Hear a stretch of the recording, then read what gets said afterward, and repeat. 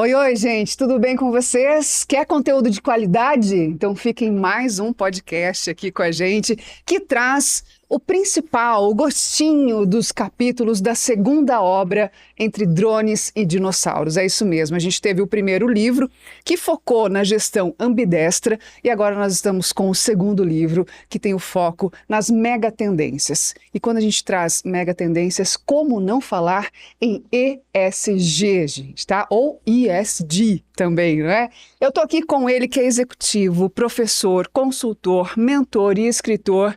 E eu sou apaixonada por essa pessoa, porque tive a oportunidade de trabalhar e trabalho com ele ainda há muitos anos, 2 décadas pelo menos, não é? Professor Nascimento, tudo bem com você? Que alegria, Thaís, que bom estar aqui com você para a gente bater um papo, para a gente conversar.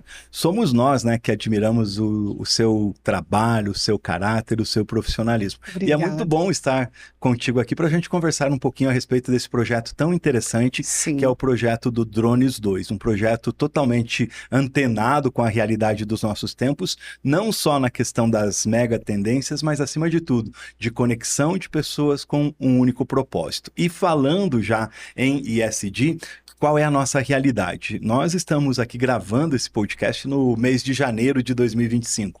E quem tem acompanhado os noticiários a respeito da questão climática, a respeito do planeta, está vendo o que está acontecendo na Califórnia, os incêndios devastando. Então, assim, já passou da hora, não só de empresas, de governos, da coletividade, de todos nós termos um olhar, uma atenção redobrada sobre aquilo que está acontecendo com o nosso mundo.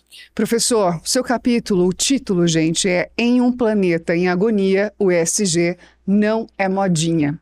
Além da questão da gente entender que não é modinha, professor, quando eu penso em ESG, eu sempre penso no ser humano que está conduzindo as ações dentro de uma empresa que estarão ligadas a ESG. E aí, quando eu penso nesse ser humano, eu fico pensando, gente, se ele não teve um mínimo de ética e de valor, ele não vai compreender ESG no cerne. O que você pensa em relação a isso? Olha, você trouxe uma questão super importante, né, que é primeira nas nossas vidas e na nossa história, a questão da ética, né, a questão da correção. Nós estamos numa sociedade onde a gente está debatendo uma série de temas, como governança, como compliance, e agora o ESG entrando dentro da história das empresas, né? E nós precisamos ter como primeiro pilar a ética, a correção. Para quê? Para que a gente coloque tudo isso em prática. A grande história do ESG, ela não é recente. Eu digo assim, que as empresas vêm se reinventando em termos de temas, de assuntos do momento, e o ESG entrou na história das empresas a partir de 2004, quando o secretário-geral da ONU, Kofi Annan, propôs um olhar diferenciado pelas empresas, pelas organizações, para as questões ambientais. A gente vive num planeta formado por 8 bilhões de pessoas e se alguma coisa não for feita por todos os chamados stakeholders da sociedade para que o planeta não agonize, né, a gente vai ter e vai enfrentar sérios problemas. Então, somando-se a questão da ética, da correção como pilar principal e esse pilar permeando todos os stakeholders, né?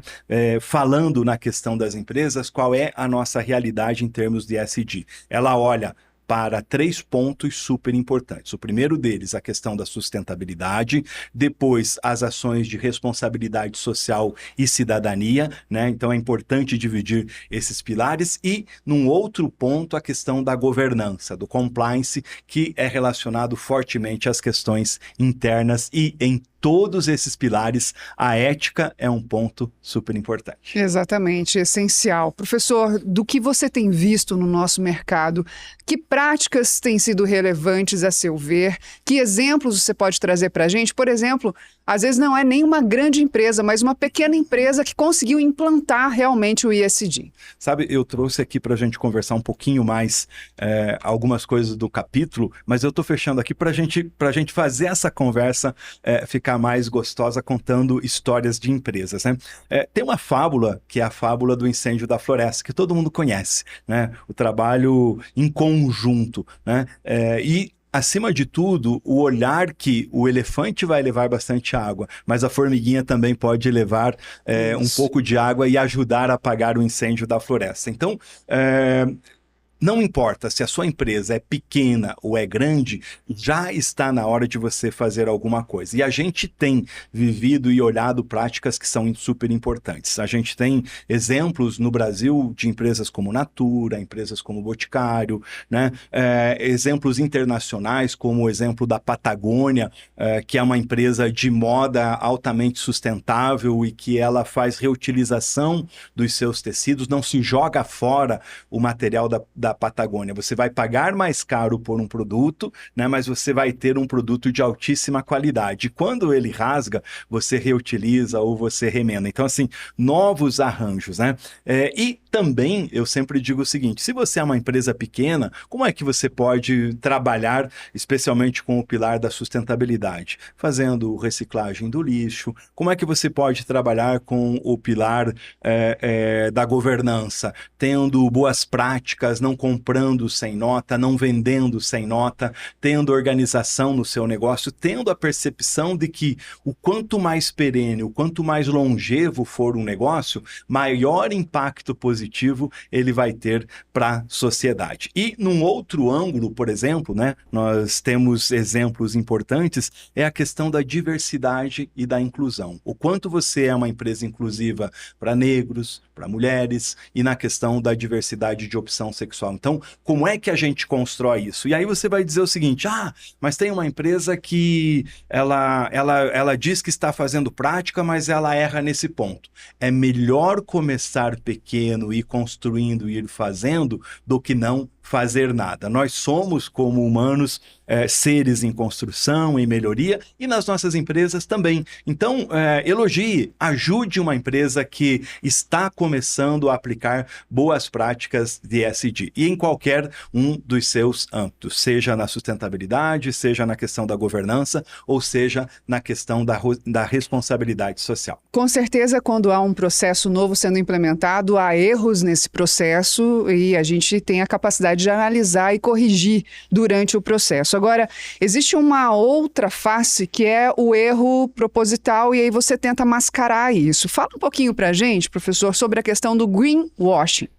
O que acontece? Tem muitas empresas aí que eu digo assim, ESG não é modinha, mas tem muitas empresas e muitas organizações querendo entrar na modinha e não fazendo a coisa correta. Tem muitas companhias que estão aí, estão vendo que quando você tem boas práticas nesse campo do ESG, a empresa ganha do ponto de vista acionário, ou seja, as suas ações valem mais, a sua marca e imagem vale mais, ela se torna uma marca potencialmente empregadora e os seus clientes têm boa imagem e consomem os seus produtos. Agora, tem muita empresa olhando e dizendo o seguinte, eu vou embarcar nessa história, só que no fundo, ela acaba cometendo uma série de erros. Eu digo o seguinte, que a empresa que é capa de revista, que está nas redes sociais com uma prática, né, para ser mostrada do portão para fora, só que internamente ela é uma empresa que não é inclusiva, que não é diversa, é uma empresa que é tóxica, que faz mal para os seus colaboradores e que, né, fazendo uma analogia, e que o esgoto jorra pelo muro dos fundos, num córrego e num rio poluindo. Uma empresa que não olha no seu entorno, por exemplo, a respeito das pessoas que estão vivendo à sua volta. Detalhe para esse tipo de companhia, a mentira tem perna curta. Ao mesmo tempo que a gente tem aí as boas práticas do ESG, já estão sendo descobertas as práticas do chamado greenwashing, que é essa história aí da lavagem verde. Exatamente. Professor, e como é que você muda? Porque acredito que essa prática do ESG, ela também vai acabar mudando muito da cultura dessa empresa, né? Vamos falar de empresas que têm algumas décadas no mercado, que sobreviveram ao mercado. Como é que eu conscientizo esses colaboradores, de repente, de gerações anteriores em relação à importância do ESG? Legal.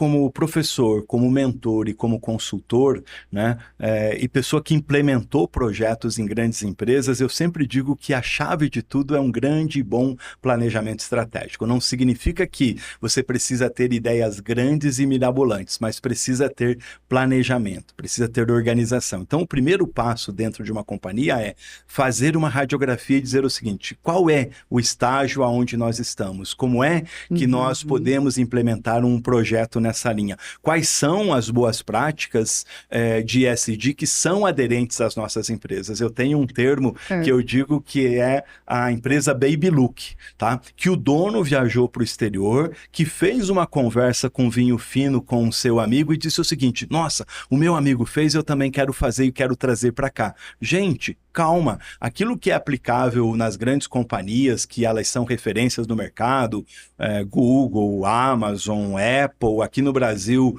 Natura, Boticário, Vale, Petrobras e etc., necessariamente não é aplicável na sua companhia. Isso. Qual é a nossa realidade e, a partir dessa realidade, desenvolver um desenho de um planejamento. Uma vez que você desenvolveu um planejamento, comunique esse planejamento para toda a sua empresa. Crie dentro da sua companhia pessoas que sejam ativistas, não só da marca, mas desse projeto de transformação e mudança que você está fazendo. Então, o primeiro processo de mudança e transformação não é de dentro para fora, mas aqui dentro da própria companhia. Fazer o nosso mindset, o jeito de pensar, mudar. E aí você começa a interferir no teu ecossistema, né? Então, e aí você falou da questão do choque geracional. É conversando, é dialogando, é não polemizando, é trazendo a realidade, né? No meu capítulo eu falo o seguinte: aqui dentro da nossa história do Drones 1, dos nossos drones e dinos, eu falei o seguinte: nós estamos em Curitiba, que recentemente, que é uma cidade maravilhosa e ecológica, por conta da crise hídrica, a gente abria as torneiras e não saía água. Uma coisa que a gente nunca vivenciou. Nós tivemos agora recentemente no Rio Grande do Sul um episódio com as enchentes que nós, né, eu tenho 56 anos e que eu nunca tinha ouvido falar e vivenciado. E aquilo que a gente dizia que em termos de desastres ambientais estaria muito longe, distante da gente, cada vez mais está batendo a nossa porta. Então, não é uma obrigação apenas de governos, de instituições, mas é uma obrigação de todo ser humano se preocupar com a questão do nosso planeta. No meu capítulo eu faço uma jogada, né, que eu digo que eu estou escrevendo uma carta aos 86 anos, né, e dizendo o seguinte: eu estou aqui vivendo num outro lugar, já dando um spoiler, e eu não sei aonde ficou o meu planeta Terra. Tá? E aí eu faço uma brincadeira dizendo o seguinte: olha, isso aqui é só um olhar lá distante para o agora. Então, nós temos hoje oportunidade de construir, de ajudar a construir, mesmo que sejam ações pequenas, nas nossas vidas, nas nossas companhias, na nossa sociedade, aonde nós temos interrelações, a construção de um planeta melhor. Mesmo com pequenas ações e pequenos gestos. Porque pequenas atitudes fazem muito a diferença. Professor, tendo trabalhado com você durante esses anos, eu percebi sempre ao longo do tempo que você tem uma característica que é muito sua, que é de descobrir diferentes talentos dentro das equipes.